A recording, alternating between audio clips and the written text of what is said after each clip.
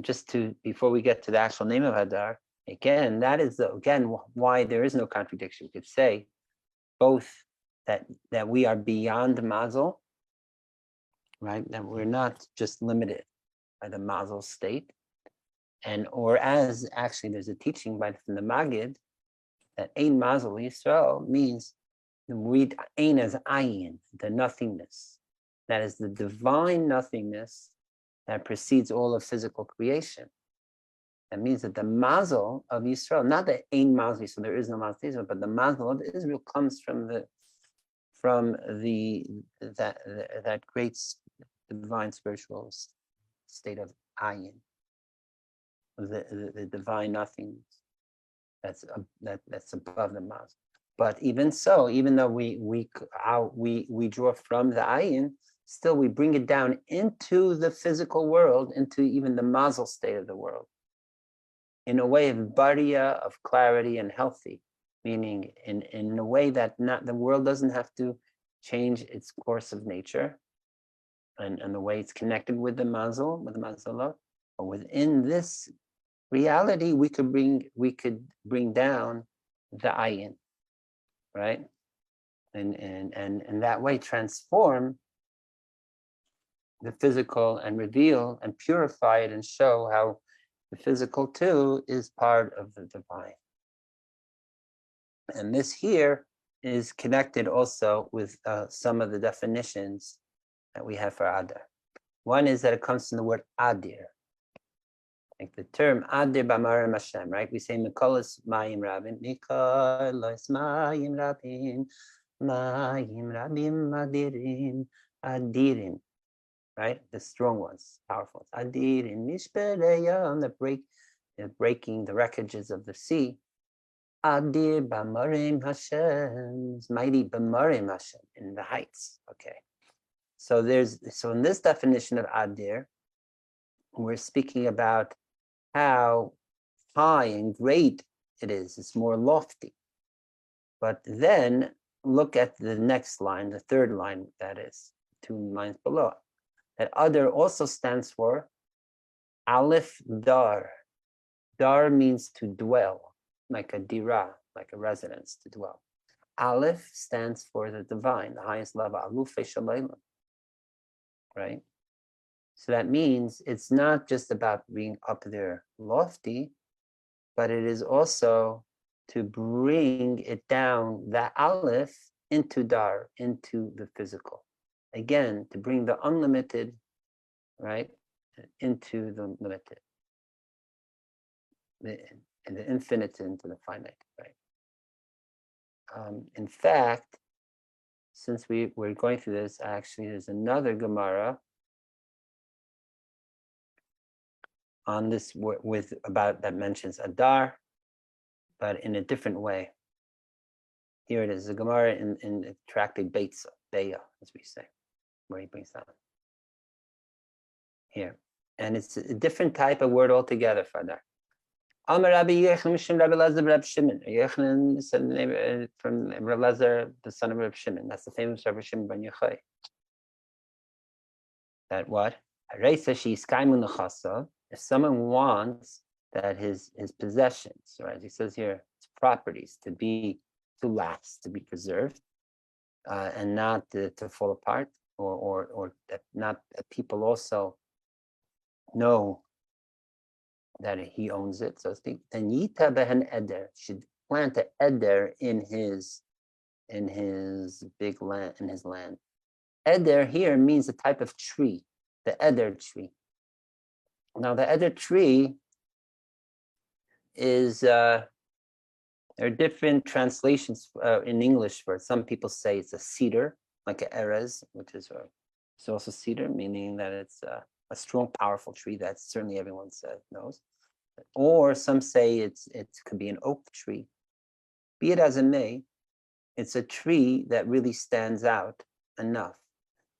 Now here it says the reason that will help preserve yours, because Eder is a play of the words like what we just read. Adir B'Amarim Hashem. Mindful above is Hashem. So Adir Eder, right?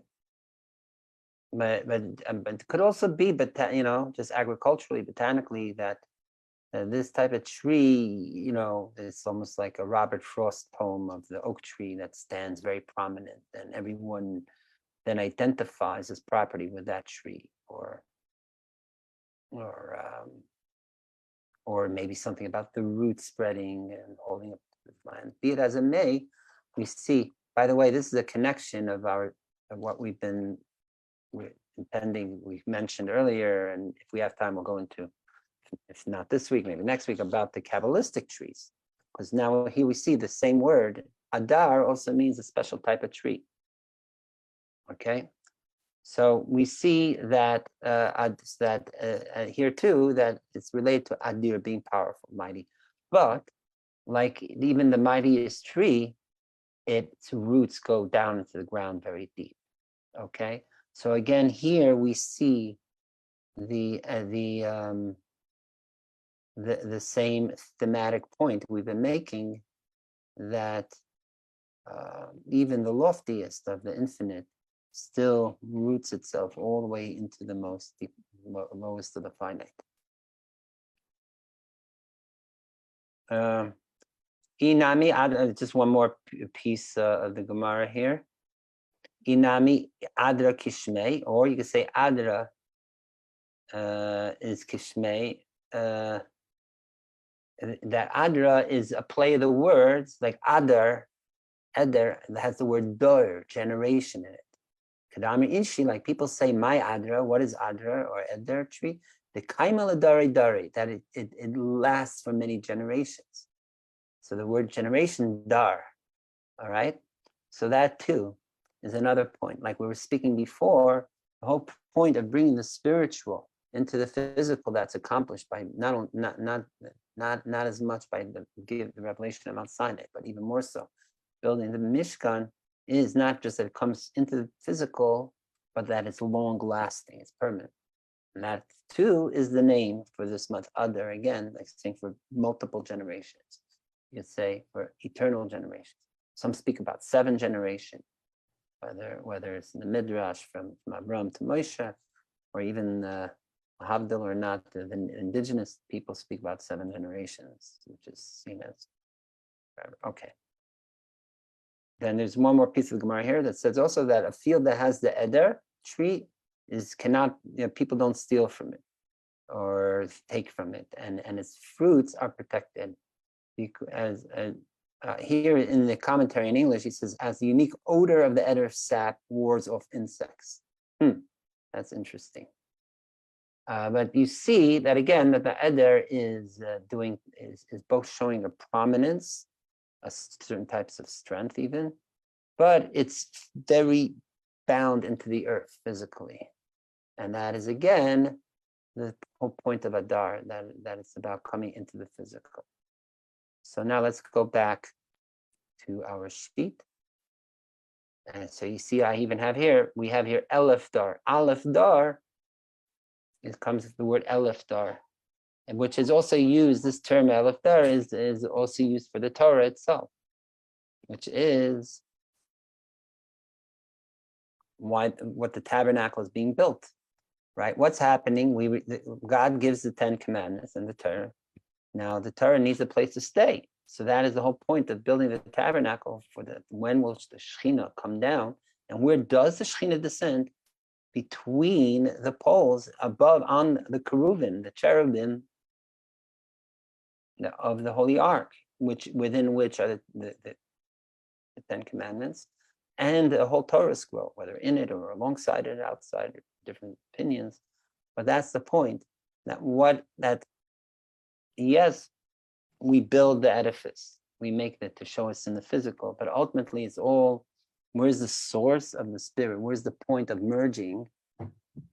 Is the Torah itself.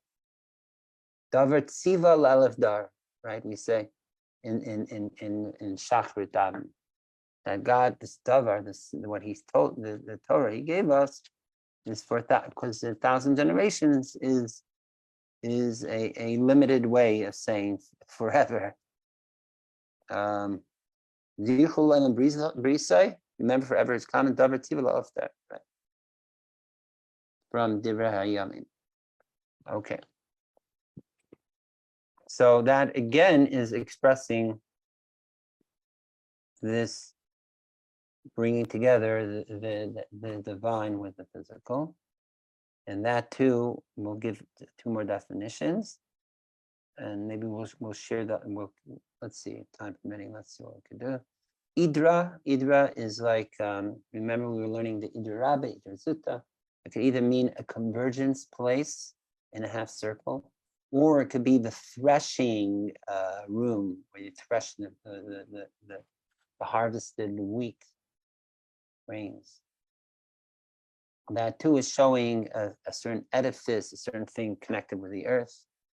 Aleph Doron, Doron is the word for gift. So Aleph Doron would mean bringing again the Aleph, the highest state of the divine, the Alufei Shalaylam, as we say, the master of the world. That's Aleph. Bring it Doron as a gift, is gifted into us. The Torah is also seen, is called a Doron, a gift. So again, it's the Torah that is making it possible to keep the physical and spiritual together. There's some more acronyms and ideas related to Adar. I think we'll keep some of it for next week. Just to connect another related to this. Was another facet related to the month of Adar, and then maybe next week we could cover the other ones. And that is, as you see on the screen, I don't know, it's not enlarging now, but if you see it, great. Here at the end. So here, the mazel, what is the mazel for this month? Actually, we're talking about that there's whether there is mazel, no mazel to Israel, and we came on that really we're taking beyond mazel state and bringing it into the mazel, right? So the mazel is, thanks, maybe I should add those two letters to it here. I'll make it smaller. Oops, to do the Hebrew, right? All right. So the mazel of this month is Dagim, which is Pisces, fish, right? What are fish? So fish, twofold. First of all, it's known as Nuneyama, fish of the sea, meaning that their habitat is in a concealed state. What in Kabbalah we speak about Alma de Iskasia, world of concealment. In fact, I had a dear friend who had a frum heavy metal band called Alma de Iskasia, the world of right, which is like the sea, which is hidden. So on the one hand, yes, it's hidden, but on the other hand, also the fish, as we know, is related to the tzaddik, is also related to being in this like we say, the sea of Torah, the sea of the mysteries, and so on. That's one way to look at it. The other way to look at it is also that it's a state, not in a positive way, but maybe even negative. The lowest state in the world, the subterranean, right? And like some of the only places that have yet to be explored on the whole planet Earth is in the deepest recesses of the oceans. They say there's so much more to find. That's like truly the lowest and most concealed. Somewhere in the Pacific, there's even a deep ridge that goes down thousands of feet, famous, like the deepest part of the ocean, which I think only the last decade or so they were able to explore. But be it as it may, that is what fish are. So it's Pisces. Baruch, isn't there also an Indian that because they can't close their eyes, they're always keeping their eyes open so they're not susceptible to be Mekabel Ayin Hara? Very good. Yes, 100%. So it's called Eina Pekicha, the awakened eye. Yes. Actually, there's two animals that have that, both the fish and the deer. Sometimes it says a deer sleeps with one eye open, one eye closed. But the fish is, yes, it's known as Eina Pekicha, Pikicha means both open and also being wise, being alert. Okay. So Achirim. I actually did read, well, not, this doesn't have to do with fish, but in my, excuse me, in my ways of wasting time and surfing YouTube, I came across a program of how only recently they figured out that sperm whales do sleep. They take like these 10-15 minute naps. And until now, they thought that they keep their eyes open even if they do sleep or rest. But no, they proved that their eyes are actually closed, because even when a boat bumped into it, even though it should, if the eyes were open, it would have seen the boat and gotten away. You know what I mean? So yeah, but fish, I mean, are not mammals like whales, and fish, you look if you stare 24 hours in your aquarium, I think you're right, their eyes don't close. Yeah, so there is that, certainly that. So that, as you say, it is the opposite of the Ain Hara and that way. The other part is also, it's right, obviously the fruits aren't right. Fish have many eggs. That's why we eat it also Rosh Hashanah, being very fruitful. It's a time after the beginning of the growth, Shvat, other, it's a time for things to become fruit. Also, the name Purim has like the letters for pru in it, right? To multiply. And maybe even the word bari has like ravu or ravi or something like that, maybe also meaning a time to, as we were saying before, that the spiritual now is merging with the physical to actually reproduce. Baruch, it's not only the word Peru, but it's Peru Yam. Very good. And so again, like the sea here, right? Exactly. To fortify. Very good. And the fish in it. Very good. Let me just get back to the share screen.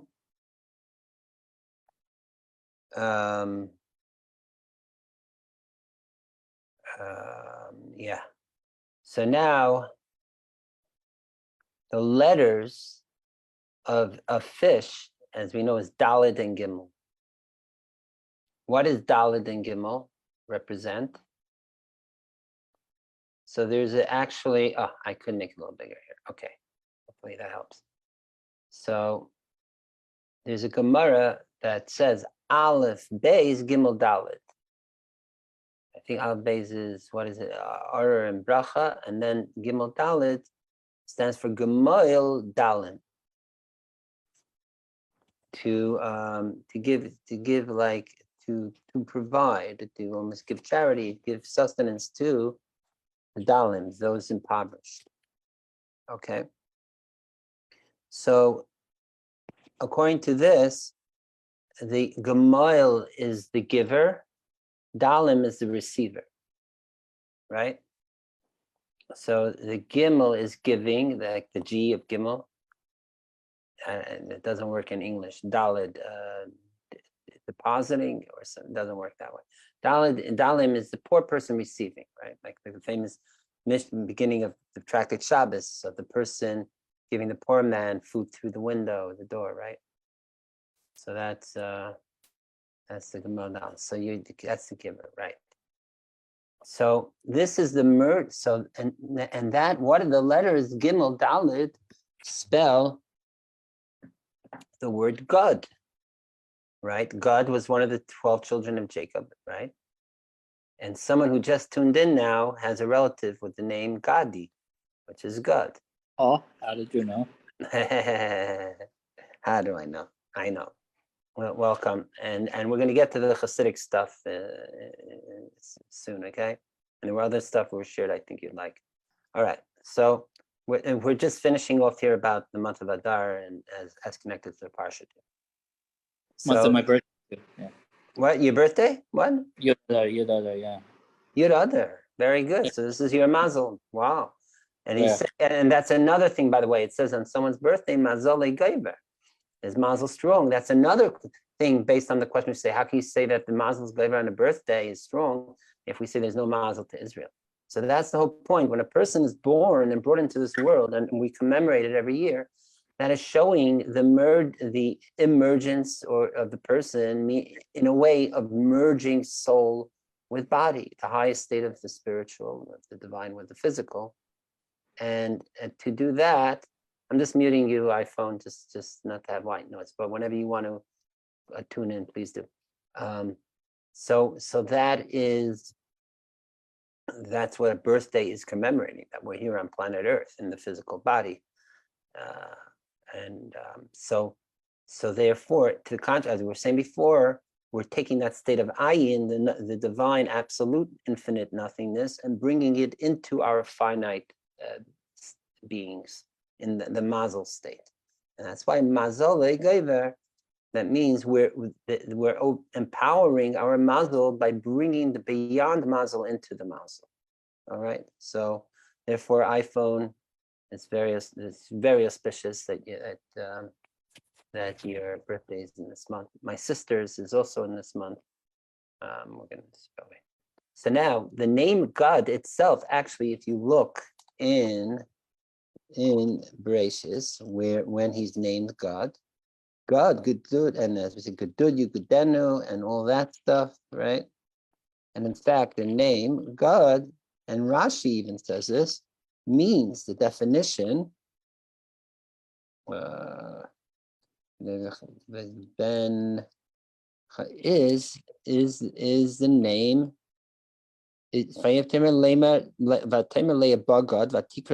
God. And Rashi says that God, what does it mean? Ba mazel tov. That it came a good mazel, fortune.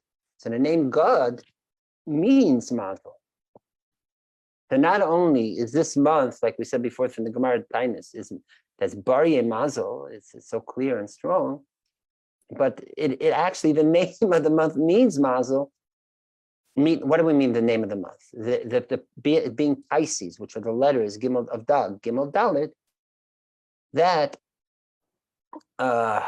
is best expressed through in our month, because it means again, mazel.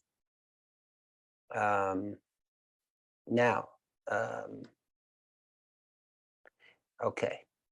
So now let me ask you the following: If that's the whole point, to bring out Gomel Dalim, why shouldn't the mazel? Shouldn't the word? Shouldn't it be straight Gimel Daled, giver to receiver?